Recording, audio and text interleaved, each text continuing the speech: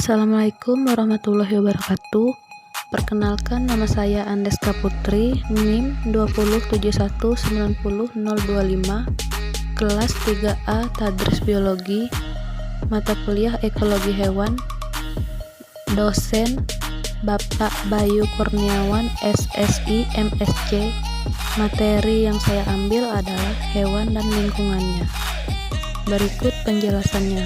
Pada materi hewan dan lingkungannya, kita akan mempelajari lingkungan bagi hewan sebagai kondisi dan sumber daya, lingkungan biotik, lingkungan abiotik, toleransi, dan faktor pembatas. Pertama, saya akan menjelaskan tentang lingkungan bagi hewan sebagai kondisi dan sumber daya. Begon 1996 membedakan faktor lingkungan bagi hewan menjadi dua kategori. Pertama, kondisi. Faktor-faktor lingkungan abiotik yang keadaannya berbeda dan berubah sesuai dengan perbedaan tempat dan waktu. Kedua, sumber daya. Segala sesuatu yang dikonsumsi oleh organisme yang dapat dibedakan atas materi, energi, dan ruang. Selanjutnya, kita akan mempelajari tentang perubahan lingkungan terhadap waktu. Yang pertama, perubahan siklik. Perubahan siklik adalah perubahan yang terjadinya berulang-ulang secara berirama, seperti malam dan siang, laut pasang dan surut, kemarau dan penghujan, dan lain-lain. Perubahan siklik dapat berskala harian, bulanan, musiman, dan tahunan. Kedua, perubahan terarah. Suatu perubahan yang terjadi berangsur-angsur, terus-menerus, dan progresif dan menuju ke suatu arah tertentu. Prosesnya bisa lama. Contohnya mendangkalnya Danau Limboto di Gorontalo. Yang terakhir, perubahan eratik. Perubahan eratik adalah suatu perubahan yang tidak berpola dan tidak menunjukkan arah perubahannya. Contohnya, pengendapan lumpur lapindo di Ponorogo, Jawa Timur, kebakaran hutan, letusan Gunung Merapi, dan lain-lain. Selanjutnya, kita memasuki materi yang kedua, yaitu hewan dan lingkungan biotik. Faktor-faktor yang mempengaruhi kehidupan hewan terbagi menjadi 9. Yang pertama, komunitas. Komunitas adalah beberapa jenis organisme yang merupakan bagian dari jenis ekologis tertentu. Unit ekologis yaitu suatu satuan lingkungan hidup yang di dalamnya terdapat bermacam-macam makhluk hidup seperti tumbuhan, hewan, dan mikroorganisme, dan antar sesamanya dan lingkungan di sekitarnya membentuk hubungan timbal balik yang saling mempengaruhi, contohnya komunitas hewan hutan. Kedua, ekosistem. Ekosistem adalah suatu unit lingkungan hidup yang di dalamnya terdapat hubungan yang fungsional antar sesama makhluk hidup dengan komponen lingkungan abiotik, contohnya ekosistem kolam dan ekosistem laut. 3. Produsen terdiri dari organisme autotrof, yaitu organisme yang dapat menyusun bahan organik dari bahan organik sebagai bahan makanannya. Organisme autotrof sebagian besar adalah organisme berklorofil, yang sebagian besar terdiri dari tumbuhan hijau dan sebagian kecil berupa bakteri. 4. Predator. Predator adalah hewan yang makan hewan lain dengan cara berburu dan membunuh. Contohnya adalah kucing makan tikus. 5. Parasit. Parasit adalah hewan yang hidup pada hewan lain. Hidupnya sangat mempengaruhi inangnya karena semua zat makanan dari inang diserapnya untuk memenuhi kebutuhannya.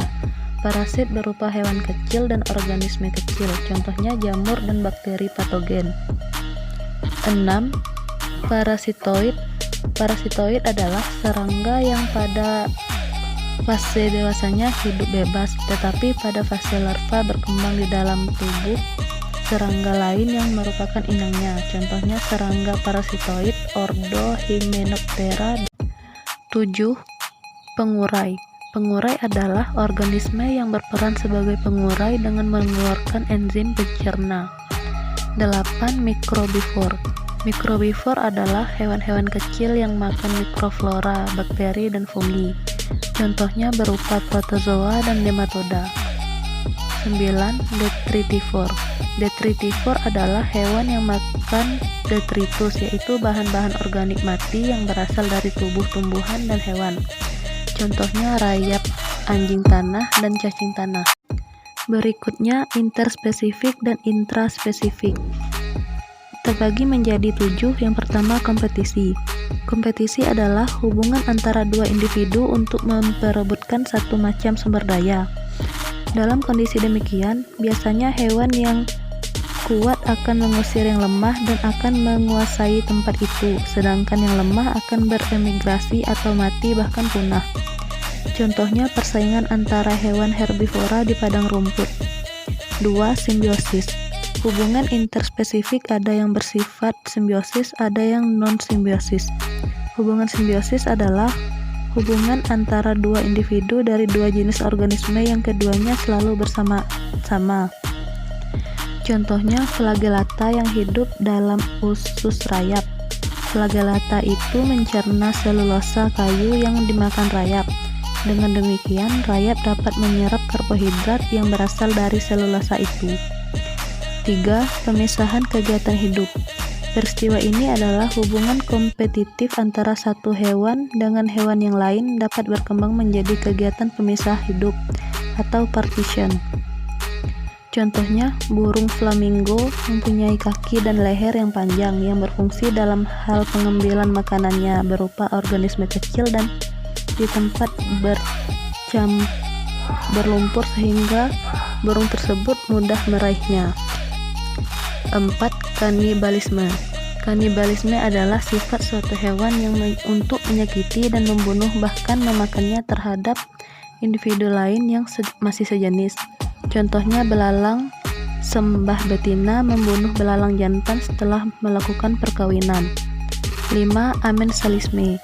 Hubungan antara dua jenis organisme yang satu menghambat atau merugikan yang lain, tetapi dirinya tidak berpengaruh apa-apa dari organisme yang dihambat atau dirugikan. Contohnya, pohon akasia yang mempunyai senyawa alilopati pada serasah daunnya sehingga tumbuhan yang lain sulit untuk tumbuh di sekitar pohon tersebut. Namun tanaman tersebut tidak terpengaruh secara langsung melainkan hanya dihambat. 6. Komensalisme. Hubungan antar dua jenis organisme yang satu memberi kondisi yang menguntungkan bagi yang lain sedangkan dirinya tidak terpengaruh oleh kehadiran organisme yang lain itu. Contohnya tanaman paku yang hidup di tanaman kelapa sawit, namun kelapa sawit tidak merasa dirugikan maupun diuntungkan. Yang terakhir, mutualisme. Hubungan antara dua jenis organisme atau individu yang saling menguntungkan tanpa ada yang dirugikan. Contohnya lebah yang menyerbuki bunga. Materi yang ketiga adalah hewan dan lingkungan abiotik. Faktor lingkungan berdasarkan sumber daya terbagi menjadi 3. Yang pertama, materi.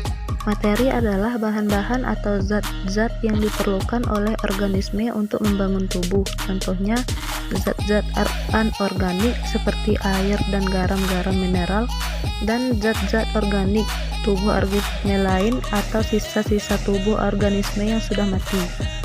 2. Energi.